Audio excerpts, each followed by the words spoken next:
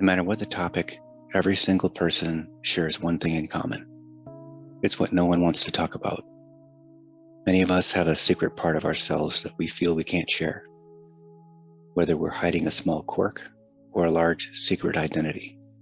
We feel that we will be judged if we show our true selves. We also feel we are the only ones struggling with this.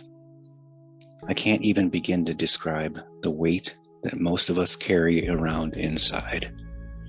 We feel terrified that we'll be judged for who we really are, and that we are the only one who feels the way we do, different. But why? It seems we're constantly holding ourselves to an imaginary ideal average. Here's how it works. There's a term called linear regression, which is when you draw a line that best fits a scattering of points.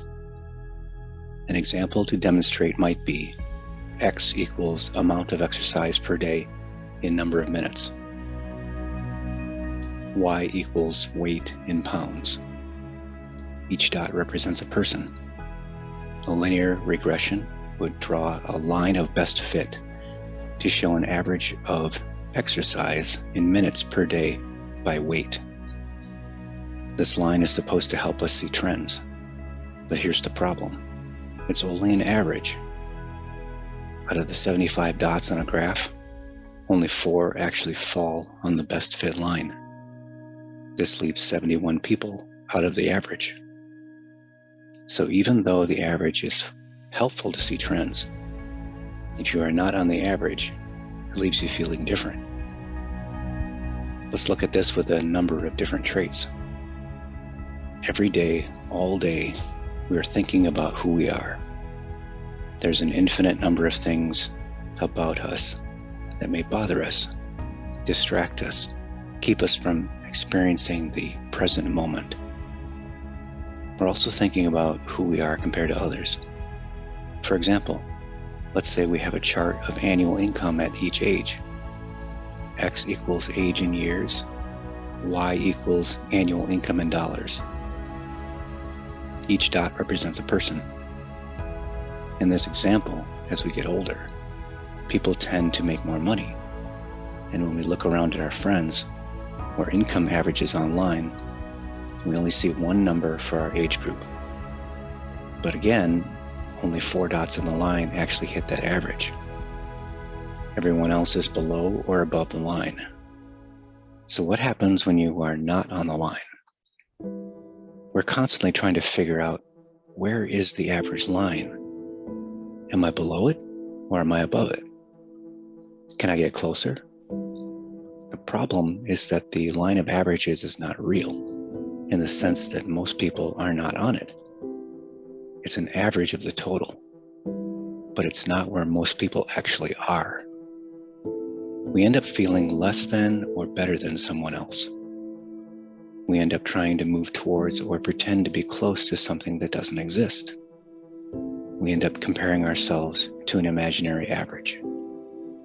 This can leave people below the line feeling like they're doing way worse than everyone else, because they can't see how few people that average actually hits.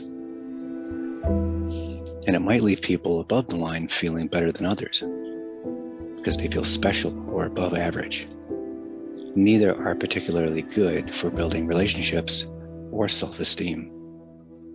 We do this with our height, weight, clothes, diet, career, vacations, socioeconomic status, and so on. It can even happen with faith, religion, political ideas, and even parenting. For example, if you look at how faithful a group of people are at church, you'll see how pious and more or less pious people are. Some go to church every week, and some don't. Some people give to charity, and some don't. If you plotted all these religious variables on a chart, you'd get a smattering of dots all over the place.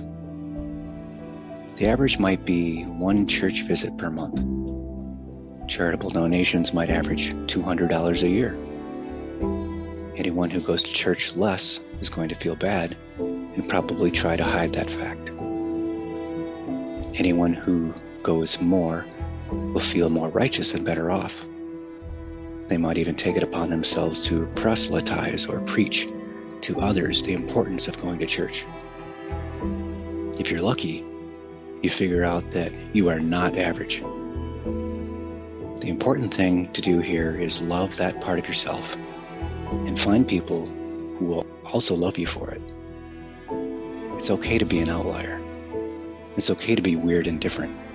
But this is a harder message than any of us could ever imagine. We need to know ourselves. We need to know ourselves. And in this truth, we can be fully liberated.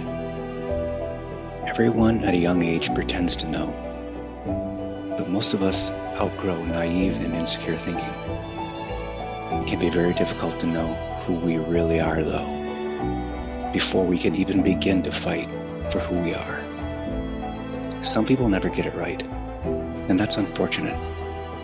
However, once you are able to embrace this level of awareness, there's no going back. Being an outlier means owning your differences as well as accepting others for who they are. Comparing yourself on a chart with everyone else just makes you miserable. Dare to be different, and don't think for a moment that you're the only one who feels this way. As long as you are not hurting yourself or others, own who you really are. Make no apologies for it, and find people who will love you for it. Take care of yourself and take care of each other.